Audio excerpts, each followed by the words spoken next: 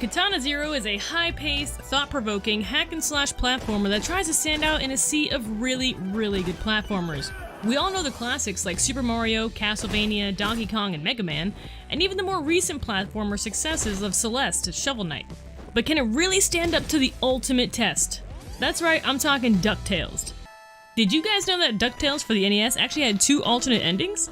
One where Scrooge was rich, and one where Scrooge was even more rich. So, yay. So is Katana Zero able to stand out and join the club of really awesome new platform games? Well, yeah, it's freaking great. Now to start off with, this game is made by Devolver Digital, the company that helped bring you titles like Ruiner, a game about a guy who just really wants to hug. Or Scum, a game that finally did what Daisy's been trying to do for 275 years. Or at least that's what it feels like. They also brought you that game where you try and grow and sell the best weed and get the most amount of money. And Gris, actually. You're right in thinking that one of these games is definitely not like the other. And don't get me wrong, Gris is a beautiful, mesmerizing journey that envelops you from beginning to end. So if you haven't played it, you really should. But back to killing. And side note, in case you guys didn't know, Devolver Digital has dabbled in platform games before and most recently made The Messenger, which received nothing short of awesome reviews. Now The Messenger and Katana Zero vary in story, playstyle, art design, and more, but it does show that Devolver Digital has a bit of an affinity for dudes wielding katanas. Now you play as Dragon, some dude walking around town in a kimono and with a katana. What's the mission, you ask? Well, the game story is difficult. What you do know, especially in the beginning of the game, is that you have a POC, which is a point of contact for all of you non-assassins out there, you're very welcome, is actually your therapist. So you go talk to him, tell him you've been having some trippy dreams, and he's like, cool, here's some drugs, go kill this guy, thanks, pats you on the ass, and you're done. I mean, if that doesn't sound like the beginning of a Disney fairy tale, I really don't know what does. Now, for combat, it's a platformer that revives the age-old challenge of it being a one-hit kill game, meaning whenever you start a level, you have to make it out of there without being hit, well, you know, once. Now the functionality of every level is that you are really not in fact dying, but rather attempting to plan out and execute the plan without being killed. You'll notice that if you do die, it'll rewind and say, that won't work. And then, after the level is over and you successfully make it out of there, you're told, well, that will work. It's a really interesting take on the one-hit kill games, although every time I die and I hear the rewind feature, it makes me think of rewind features of VHSs, and then that makes me think of how many times I return to VHS to Blockbuster and get charged that stupid rewind fee. Freaking Blockbuster, son of a... Now if you knew me, you would know I'm definitely not the best platforming game, but the challenge of starting a level over and getting it right makes you feel like you can really do it. I totally got this. Alright. Okay, not like that. Anyways, when you finally get that level beat after 64 freaking attempts, you have such a rush of accomplishment, just like the feeling that you were probably missing from your childhood. I'm just kidding. Well, maybe. Now, unlike other platformers that have you jump on tiny blocks that begin to crumble away at the first touch or contain levels of spikes ready to stab you at any freaking angle, Katana Zero may seem like a breeze at first, but don't underestimate it. The difficulty does not come from obstacles in the traditional sense, but rather the multiple people in a level, how they move, when they see you, and did I mention turrets? Now on to the story. This story really makes you feel like you tripped on acid. Now I don't know what tripping on acid is, I've actually really never done acid, but I feel like if I did, I would relate to the story a lot more, especially in the beginning hours. So if you're confused in your first couple hours of gameplay, well, then join the club. But the story does begin to make sense the further along you get.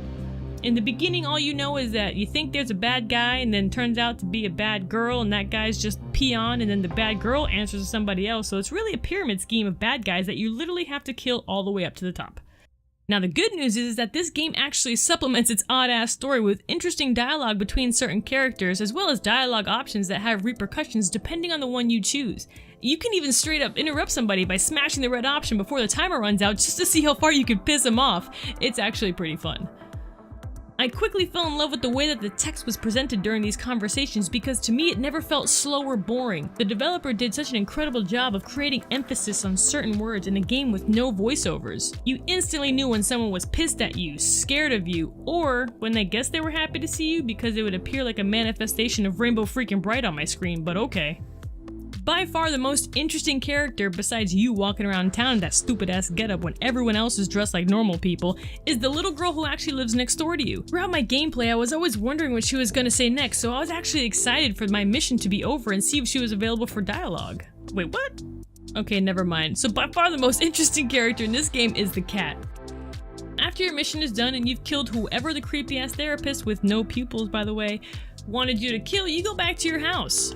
Now when you get home, it's not just a save point or a point after a mission, you actually have little interactions you can do, whether it be with the news, or the glowing dinosaur from the little girl who called your place a dump, so I don't even know why you're in my house right now. Get out of here!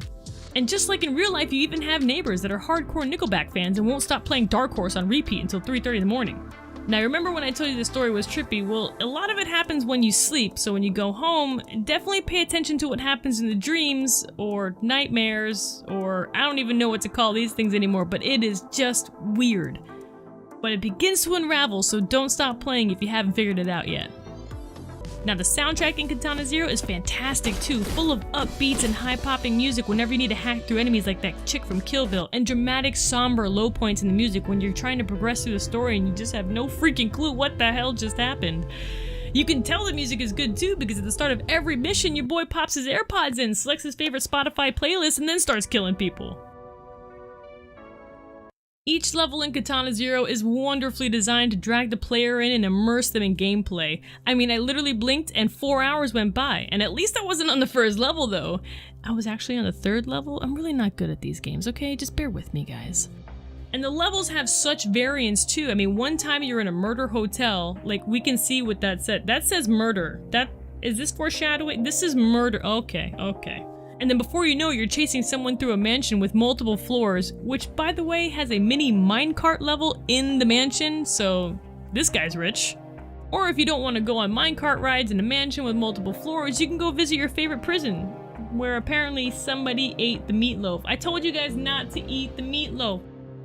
And then bam, before you know it, you're in a nightclub and you have to dodge sentries by dancing in crowds. Now, did you know that the most ruthless, agile killing machines known as ninjas learn their skill from dancing? Just look at him go. All in all, Katana Zero is a fresh revamp of a platforming series that I felt was, I don't know, kind of dying. It needed something. Don't get me wrong, Celeste and The Messenger and Shovel Knight, all very good platformers, but I feel Katana Zero adds a bit of oomph that the category was missing as of late. The combat makes you want to attempt the same level you just beat in a different way because busting down the door, double rolling past a sentry turret while killing everything else in the room is literally what you dream about doing when you go to sleep. And the music is engrossing to the point where I found myself standing in the beginning area after he started the music on that specific level because I couldn't even focus on killing because I was like, damn, this beat is good. The colors are vibrant and fresh. The pixels literally pop off the screen, and sometimes I even forgot I was playing a pixel game. It was just so well done. The characters and the dialogue options, while confusing at some points, make you want to continue to play just to find out what in the hell is actually going on in this game. Oh, and of course, the dancing.